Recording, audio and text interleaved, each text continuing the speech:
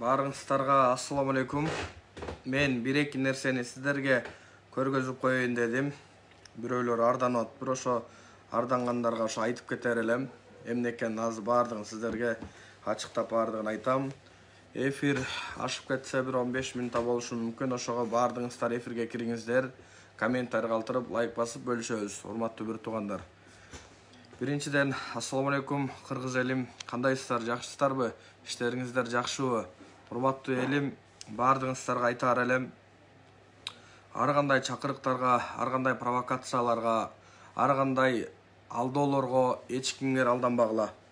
Баарыңарды алданбаганга чакыраар элем. Азыркы убакытта бир көзүң бир көзүңө душман деп коет. Ошон үчүн ар кандай бир маалыматтарды таратып жаткан адамдар болуп жатат. Ошондуктан эч бир маалыматтарга, жаман чакырыктарга ишенбөөгө чакырат элем. Урматтуу кыргыз элим, бүгүнкү бизде боло турган тема 1-2-3 адамдын айлана тегерегинде болот. Баардыгыңардан суранып жатам, бөлүшүп, комментарий калтырып, лайк басыңыздар. Канча көп адам кирсе, канча көп адам көрсө, ошончолук аларга пайдалуураак жана маалыматтар жетет деп ишенем. Урматтуу элим, силер биз карапайым калк кыргыз эли 5000 жылдык тарыхыбыз бар. Биз тамырлуу кылымдарды карыткан биз кыргыз элибиз. Ошондуктан мен силерди түшүнөт, туура кабыл алат жана эч бир чакырыктарга алданбайт деп ишенем. Урматтуу элим, мен бир нерсени айтып кетким келет. Азыркы убакытта Садыр Нуркожоевич жаңы өкмөт башчыны шайлады, бирок Садыр Нуркожоевич тандап аткандан кийин, биз Садыр Нуркожоевичти өзүбүз тандагандан кийин азыркы убакытта Садыр Нуркожоевичке бут тоспой, колуна кол, бутуна бут болууга аргасызбыз. Анткени биз Садыр Нуркожоевичти өзүбүз тандаганбыз. Садыр Нуркожоевичти өзүбүз каалаганбыз. Садыр Нуркожоевичке азыр эрте тыянак чыгаруу бул өтө эртелик кылат. Садыр Нуркожоевич дагы бир нерсени билген үчүн ушул кадамдарды кылып жатат. Ошого урматтуу элим, баардыгыңарга айтарым, кыргыз элим, кече жакында Абдувахап Нурбаев деген бир жогорку кеңеште депутат бар.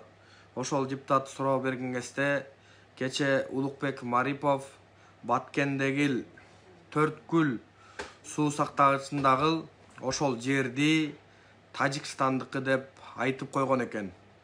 Бирок ал адам туура эмес айткан. Мен ошол айтканды көрүп, андан кийин силерге комментарий берүүнү туура көрдүм. Эмнеге дегенде ал Төрткүл деген Баткенде жайгашкан суу сактагычтагы суу бөлүштүрө турган жер Кыргызстандын аймагында жайгашкан экен.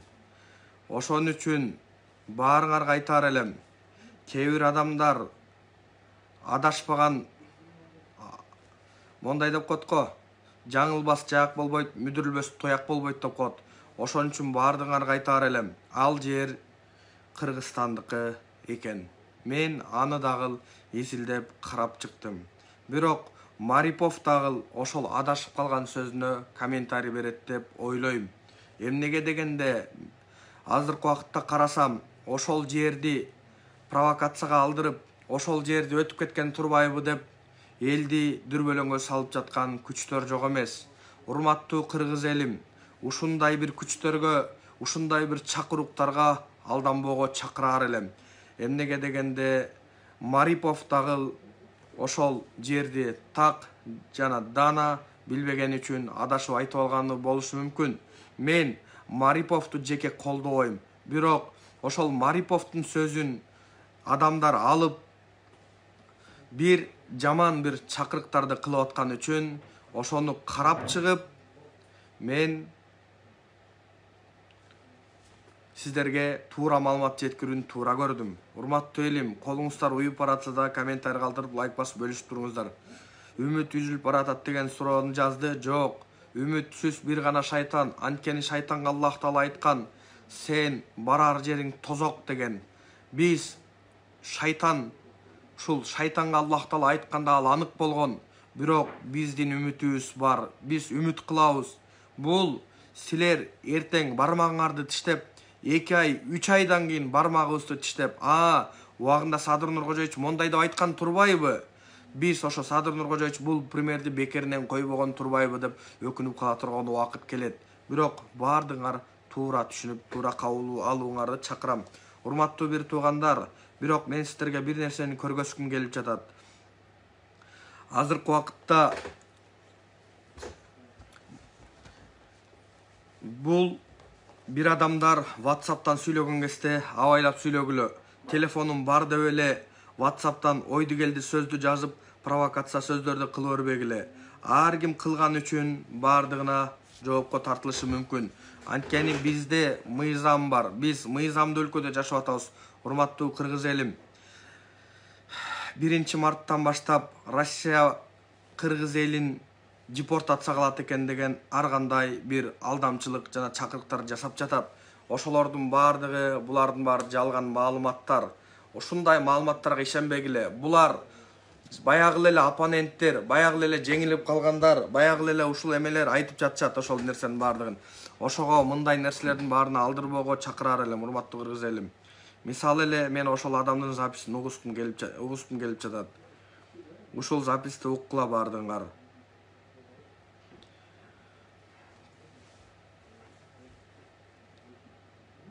Кандайсыңар? Салам алейкум, жигиттер, кандайсыңар?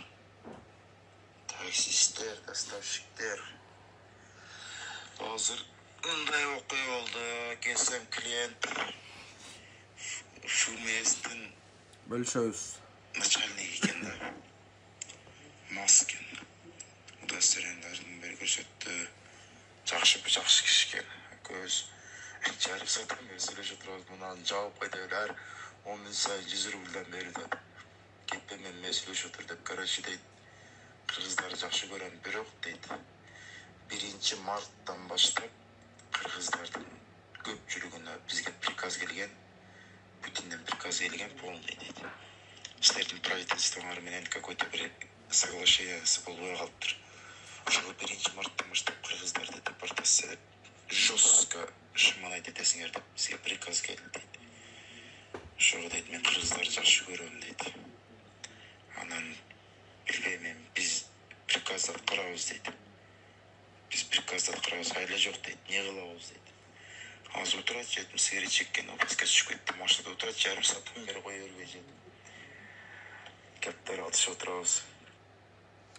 Урматтуу кыргыз элим, бул фейковый маалымат, бул калп. Ушуну бир билип койгула. Бул жөн эле калп.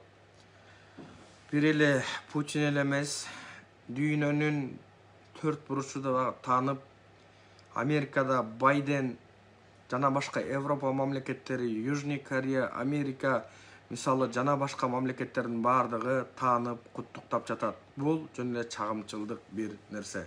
Андан кийин бир нерсени баарыңарга баса белгилеп айткым келет.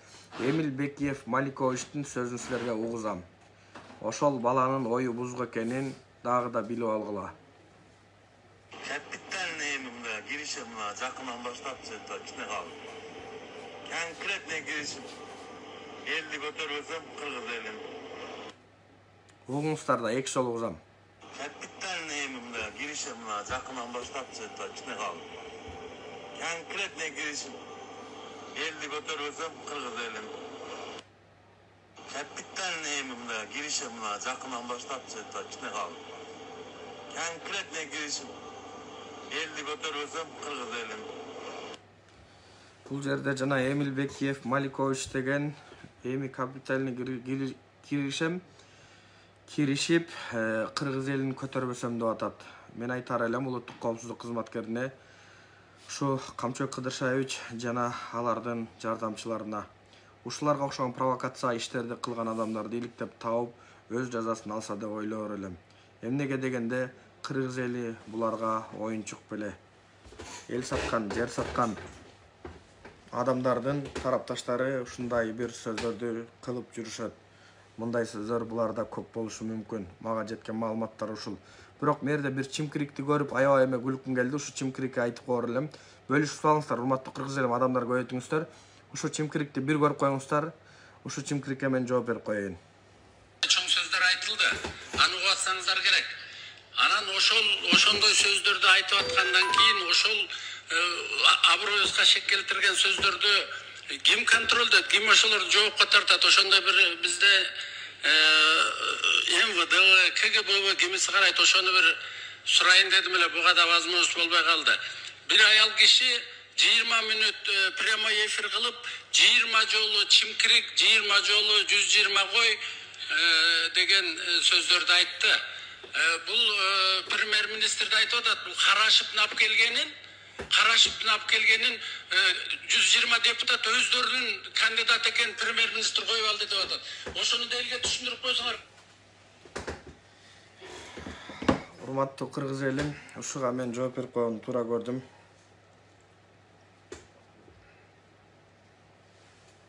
Урматтуу кыргыз элим, ушул бир аты жөнүн деле тааныбайм. Баягы эле балык депутаттардан бирөө чимкирик дегенге чычалып атат. Чын чычалайт деп коет. Мен ушу чимкирикке айтар элем. Чимкирик 120 кой дейт. Силер ким чара көрөт буга деп атат. Силерге өзү ким чара көрөт? Эмнени кылып кыйратып койдуңар? Мисалы чимкириктер айтылачы. Эмнени кылдыңар? 1,5 миллион элди тентетип жибердиңер. Кыргыз элинин байлыгын урдоп алдыңар. Дагы ошол жерде бакыйып биз элитабыз деп отурасыңар. Эл биз болсок ит силер болуп отурасыңар. Силерге эмне жетпейт? Айтылачы.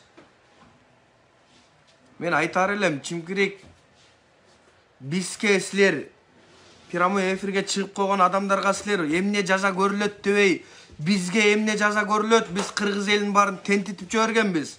Биз кыргыз элинин баарын ошо байлыктарын тоноп алганбыз. Биз ошо кнопка менен ошо Канадага кумтөрдү берип жибергенбиз. Жер ülкенин берип жибергенбиз. Шыралжын кенин берип жибергенбиз. Шамал сайда кенди берип жибергенбиз. Деп айтпайсыңарбы? Бизге ким чара көрөт деп айтпайсыңарбы силер чимкириктер?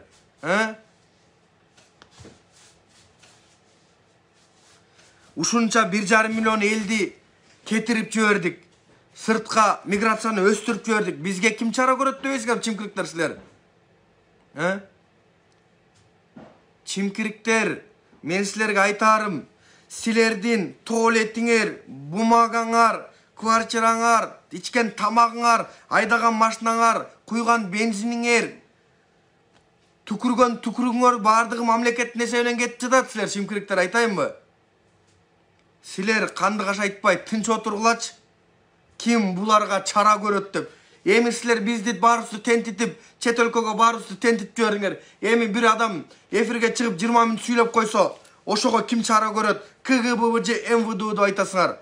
КГБ, МВД ким болгон үчүн ошо отурат ошол жерде? Чимкириктер. Эл болгон үчүн отурат. Эл ошол жерге алып барган үчүн отурат. Кылган бир ишиңер жок. Алганыңар 150 миң, 200 миң айлык. А бул жакта карапайым калк болсо 10 миң менен, 5 миң менен, 3 миң менен жашап жүрүшөт. Айтпайсыңарбы ошо биз ушунча айлык алабыз. Ушунча биз ошол эметип силердин байлыгыңардын баарын сатып жиберген үчүн, кыргыз элинин баарын, уулу кендин баарын, ушу силердин баарыңарга уулу калдыктардын баарын алып келген үчүн бизге качан чара көрөт? Камчыбек Кыдыршаевич ошол жерден кайрылбайт белең. Анан ушуларга ким чара көрөт деп. Силерди чимкириктер Садыр Нуркожоевич болгон үчүн гана биз силерге чара көргөн жокпуз. Если Садыр Нуркожоевич бизди токтотпосо, силердин энеңерди таанытып салмакпыз. Мен сага айтайынбы, мына канды кашайттыңар силер чимкириктер. Ким буларга чара көрөт? Эл силерге эмне оюнчукпу? Элди эзип бүттүңөр го. Чимкирик болсоңор чимкириксиңер да. Атамбаев келсе, Атамбаев деле ошол кучакта отурдуңар. Сүйлөгөн сокең, эчтеке кыла албаган 3 жыл отурган сокең 6800 адамды барын кырып койду пандемияда. Ошону деле калкала отурдуңар. Азыркы убакытта деле эмне кылган эмне ишиңер бар кыйратып? Эчтеке кылган жоксуңар силер. Силерди көрөргө көзүбүз жок. Депутат деген бар го. Силерге караганда, депутат дегенге караганда швабра сүртүп бир жерде пол жугуч деген силерге караганда авторитет болуп калды. Мына силерге чындык. Ким чара көрөт деп. Батукаевди чыгарып жиберген үчүн баарыңарды камаш керек ошол убакыттагы. Муногул дача суу болсо 40 адамдын кыршында кырып койгоңор үчүн силерди камаш керек. Мен силерге айтарым, чимкириктер, карапайым калк менен ойногула. Силерди биз көрө турган көзүбүз жок. Лично мен силерди Садыр Нуркожоевич үчүн гана сыйлап отурам. Атак силерди көрөргө көзүм жок. Макалю, сексалю, коалицияны айта албаган, билимсиз, өтө пас, дипломду сатып алган адамдар отурасыңар. Бизден элден айланып кеткиле. Айтайынбы, элге чара көргөндү эмне аласыңар? Элден айланып кеткиле. Эл менен силер ойногула. Мен силерге окшоп байлыгым жок. Бирок башымда акылым бар. Мен силерге окшоп уур эмесмин. Мен силерге окшоп жегич эмесмин. Силер 6-чы чакырылыштын депутаттары өтө пас, акмак, өтө жеткен, камкор, ушундай бир тарыхта каласыңар. Жегич, кнопка баскыч болуп каласыңар. Кыргызстандын келечегин силер ойлогон жоксуңар. Дагылас калды. Садыр Нуркожоевич ушу эмени сактап калды. Кудайдын кудурети менен Садыр Нуркожоевич болбосо биздин темир жолду сокең барып сүйлөшүп келген Россияга өткөрүп бермексиңер. Бул факт болчу. Бизге караганда силер дагы да жакшыраак билесиңер. Ошого чимкириктер, чимкирик деген сөзгө арданбагыла. Атамбаев ошол убакытта Икрамжан Илмиянов силерди топтогон ошол жерге. Чимкириктерди алып келген атайын. Илими жок, билими жокторду бутунун астында турса, ары десе ары, бери десе бери боло турган адамдарды алып келген. Силер кимсиңер өзү? Киминди элестетип атасыңар? Урдуп алган байлыгыңарды эметип атасыңарбы? Биз Садыр Нуркожоевичти гана колдойбуз. Камчыбек Кыдыршаевичти гана колдойбуз. Калганыңар барго өлүп кеткиле. Силерди көрө турган көзүбүз жок силерди. Түшүндүңөрбү? Силер жокта жашайбыз. Силер күнүнө канча доллар коротосуңар, чимкириктер силер. Силердин бензиниңер, айдаган Lexusуңар, Range Rover, жана эмелер, Крузак, Мурзак бүттүгүн биздин эсебибизден кетип атат. Жашагылачы силерде карапайым калктай болуп бир күн квартирада. Эл бул жакта квартирага акчасын төлөй албай атат. Эл бул жакта уну жок болуп атат. Силерди барго, силерди баарыңарды камаш керек. Бүттүңөрдү ошо чимкирик баарыңарды камаш керек. Эмнеге дегенде айтайым силерге, чимкириктер, силер пандемия убагында 6800 адам кырылган кезде ошонун баардыгын билип туруп чыкпай койгонсуңар. 1,5 миң эле адам өлдү деп айткансыңар ошондо.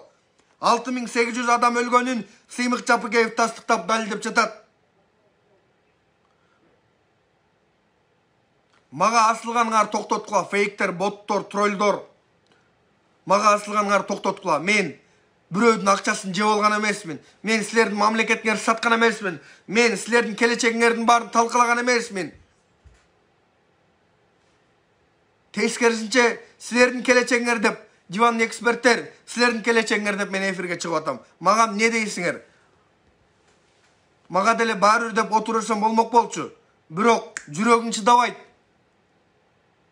Ичиңде бир күйүп аткан бир нерсе болсо ал кытыклап турат экен. Ошого жана чимкирик айтат элем. Жана башка чимкириктерге да айтам. Чимкириктер, силер көрүп атам, силер чимкириктер карапайым калкка моинтип эмеңерди көргөзгөнүңөрдү. Бирөөңөр болсо моинтип ортоң колуңар көрсөтөсүңөр, факи деп. Бирөөңөр болсо моинтип эме кылып көргөзөсүңөр. Силер жеттиңер уже. Силердин деңгээлиңерди биз билебиз, уурулар. Гектар жердин баарын алып алып. Адамдар бул жакта 4 сотук жерге жетпей жүрөт. Чимкириктер. Ошого айтат элем, чимкириктер, какырыктар, түкүрүктөр. Убагында силер закон кабыл алгансыңар. Түкүрүп койсо 5500 сом айып пул болот деп. Энеңердин оюнчугу силерге 5500 сом. Ошо бир адам бир ай ошо тытынып иштейт. Бир жерге түкүрүп койсо 5500 сом төлөйт бекен. Мээңер жок силердин, тоокчолукта мээңер жок силер. Айтайынбы? Ошол урматтуу кыргыз элин баарыңарды чакырар элем. Биримдүүлүккө, сабырдуулукка, ойлонууга жет өлчөп биргешкиле. Чимкириктер 7-чакырылышта ушу чимкириктер келбесин десеңер, эч бир партияга сайылбаган, эч бир партияга кирбеген, эч бир партиянын кулу болбогон адамдар шайлагыла. Баарыңарга айтар элем ошентип. Менин кыргыз элим үчүн деген баракчама баарыңар катталууга чакырат элем. Жана провокация кылып, көчөдө телефон көтөрүп чыга алган адамдарга айтат элем, телефонуңарды салып турууга бир аз убакытка. Ошон үчүн урматтуу кыргыз элим, алданбагыла, жанагыларга окшогон адамдардын баарын башын айлантып, андай мындай болду деп көчөгө чыгарам деген адамдардын баарына көңүл бөлбөгүлө. Урматтуу кыргыз элим, мен силер менен ардайым, мен силер мененмин. Силер эмне десеңер, ошол болот. Мен силер менен ардайым. Силерди колдойм. Колубуздан келишинче карапайым калк, ошо кыргыз элибизде биз өзүбүз да карапайым калк, кыргыз элинин балдарыбыз. Бирок сиздер мененмин, ар убакытта мен сиздер мененмин. Сиздерди ардайым колдойм, коргойм, колумдан келишинче. Кашык каныбыз калганча биз сиздер мененбиз. Ушуну бир билип койгула, Садыр Нуркожоевичти башында колдодукпу, аягына чейин до конца колдойбуз. Садыр Нуркожоевичтин мөөнөтү бүтөт, 5 жыл азыркы закон боюнча ушундай, мөөнөтү 5 жыл иштейт, 5 жылдан кийин дагы 5 жылга шайлайбыз. Ушуну бир билгиле. Жана кээ бир адамдар айтып атпайбы, ар кандай бир сөздөрдү. Садыр Нуркожоевич көп нерсени билип, көп нерсени ойлонуп, баарын эме кылып чечкен адам. Ал башкалардай жеңил ойлуу адам эмес. Садыр Нуркожоевич агында көрдү, карасында көрдү, түрмөсүндө көрдү, сызында көрдү, баарын көргөн. Башынан бардык нерсе өткөн, урматтуу кыргыз элим. Бул жерде дагы аркасында бир нерсе бар. Азыркы премьерди шайлаганда дагы ошону эме кылганда да бир нерсе бар. Азыркы премьерди ушу депутаттар көргөздү, ошол депутаттар эртең мына президенттик башкаруу болгон кезде башка адам келет. Ушуну бир билгиле. Азыркы убакытта биз парламенттик башкарууда жашап атабыз. Азыркы убакытта жаңы конституция кабыл алына элек, референдум жакында болот. Ошо референдум болгондон кийин буйруса биз президенттик башкарууга өтөбүз бардыгыбыз. Садыр Нуркожоевичти бардыгыбыз бир колдойбуз жана коргойбуз. Ал элдин тандоосу, элдин каалоосу. Бул силердин жана менин тандоом. Ошон үчүн урматтуу элим, алданбоого чакырам бардыгыңарды. Мен силер мененмин. Кудай буйруса, Кудай кааласа, Садыр Нуркожоевич келечекте жакшы реформаларды, жакшы иллюстрацияларды жасайт. Азыркы убакытта кээ бир адамдар айтып атат, бул кетиптир, тиги кетиптир, ал ментиптир, Элвира Сурабалдиева жана Токтогазиевдер никадыр булар. Кетиш керек булар негизи. Мен деле көрө турган көзүм жок. Бирөө эмеге чыгып эле, пикетке чыгып эле, мен барып министр болом, анан вице болом, анан финпол болом, анан прокуратурада болом, СМБда болом деген бул туура эмес. Ушуну бир билгиле, урматтуу кыргыз элим, кечеги шайлоонун шарапаты менен, кечеги төңкөрүштүн шарапаты менен, бийлик алмаштыруунун шарапаты менен көп адамдар байып кетишти. Көп адамдар буттан туруп алды. Чеги жоктор чекти болду. Кайын журттун үйүндө жашап аткандар пентхаус 570 болду. Аябай эбегейсиз акчага ээ болушту булар. Баарыңыздар бөлүшүңүздөр, комментарий калтырып, лайк басабыз. Ушундай, чындык ушундай. Силер билбеген да көп фактылар бар. Алардын баарынан ачыкка чыгарып кереги жок. Ачыкка чыгарып кереги жок. Садыр Нуркожоевичте баардык фактылар болгон үчүн Садыр Нуркожоевич унчукпай азыр отурат. Аны өз убактысы келгенде чыгарат деп ишенем. Ошон үчүн урматтуу кыргыз элим, сабыр кылгыла. Тигини алып барып камап койсо, буну алып барып камай салып дебей келе. Сразу илактабагыла. Силер сырткы гана келбетин билесиңер. Бирок ички келбетин билбейсиңер. Мен силерге айтарым, урматтуу кыргыз элим, азыркы убакта реформа боло элек. Азыркы убакта иллюстрация боло элек. Эмнеге дегенде эртең президенттик башкаруу бир адам башкарган убакыт келет. Ошол убакытта канча депутат, ошонун саны так айтылат. Андан кийин кайсы эмелер, күч структуралар жоюлат, кайсылар эмне болот, бардыгын өзүңөр ошол убакытта күбө болосуңар. Ошон үчүн баарыңар сабыр кылып тургулачы, сабыр кылгыла. Аллах Таала ар дайым айтам, инналлаху ма'ас сабирин дейт. Аллах Таала айтат, эй кулдарым, силер сабыр кылгыла, мен силер менен биргем дейт. Сабыр кылгыла. Сабырдын түбү сары алтын. Ушунча жыл чыдаган, бир аз убакыт чыда албай калдыңарбы? Мариповду мен эле жактырып, ой, жакшы болду, премьер болду деген жокмун. Мен Мариповду көрө турган көзүм жок. Мен Марипов деген адамды кече эле таандым, өзүчө ачыгын айткандачы. Чын, мен силер мененмин. Ошон үчүн урматтуу кыргыз элим, айтар элем, жер саткан, эл саткандардын дагы адамдары бармы о жерде аралашып жүрүшөт. Мен баарын ошон үчүн коюп койгом. Эметип, мен анткени аркам таза, ошон үчүн мен жабып койбойм, комментарийлер жабып койбойм. Жана эметип чек атайын бир адамдарды чектеп койбойм. Ушу гана кире алат дебейм. Анткени мен таза болгон үчүн. Таза эмес адамдар ошентип жабып, ар кандай бир маштарды кылып, адамдардын башын айлантуу менен алек. Ошон үчүн силердин баарыңарды алданбоого чакырам. Жегендер куссун, төлөсүн. Биз жаркын, өнүккөн өлкөдө жашашыбыз керек. Качан мигрант болуп эле жүрө бермекпиз. Ошон үчүн баарыңарды чакырам, урматтуу элим. Мен негизи кирбейт элем, бирок тилекке каршы кирип калдым. Мен эметип видеолор жүктөгөн болсом бөлүшүп комментарий калтыргыла. Facebook'tu билбеген адамдардын баарыңар Facebook'ка киргиле. Кыргыз элим үчүн деген менин жеке баракчама катталгыла. Бардыгыбыз ушул жерде отуруп, бардыгыбыз баарлашып, сүйлөшүп, келечектеги пландардын баарын ишке ашырабыз буюрса. Ошон үчүн урматтуу кыргыз элим, баарыңарга сабыр тилейм. Чыдамкайлык болгула, эч ким менен урушпагыла, эч ким менен айтышпагыла. Биздин баарыбыз келечегибиз кенен болот. Ошол уурулар камалсын, жегендер камалсын. Кече пандемияда акча жегендер камалсын, адан алдында жегендер камалсын, 30 жыл, 40 жыл мурун урдагандар камалсын. Анан кече жакында төңкөрүштө эбегейс байлыкка ээ болуп, квартиралуу болуп калган, 570 болуп калгандар камалсын. Жана 10 жылы ячейкалар тоногондор камалсын. Мегакомду $1 миллион аванс алган Текебаевтар камалсын. Ушуга окшогон жегич канкор уурулардын баары камалсын. Менин принцибим ошондой. Макул, мейлиңиздер. Ассаламу алейкум. Эфирде Бекзат Өмүрбеков. Мен Талас областынын кулун олом, Кыргызстандын жаран олом. Сиздер менен коштошом. Көрүшкөнчө. Мага асылганды фейктер токтоткула.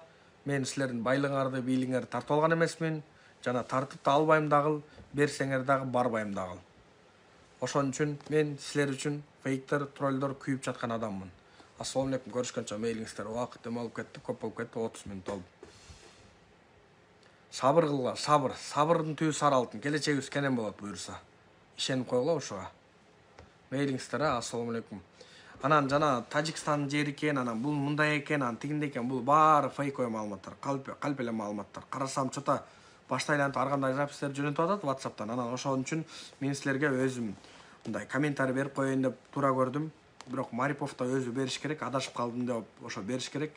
Мен негизи ошо күтүп атам ошо өзү да беришин. Ошол урматтуу кыргыз элим, мейлиңиздер, ассаламу алейкум, көрүшкөнчө. Ишиңиздерге ийгилик.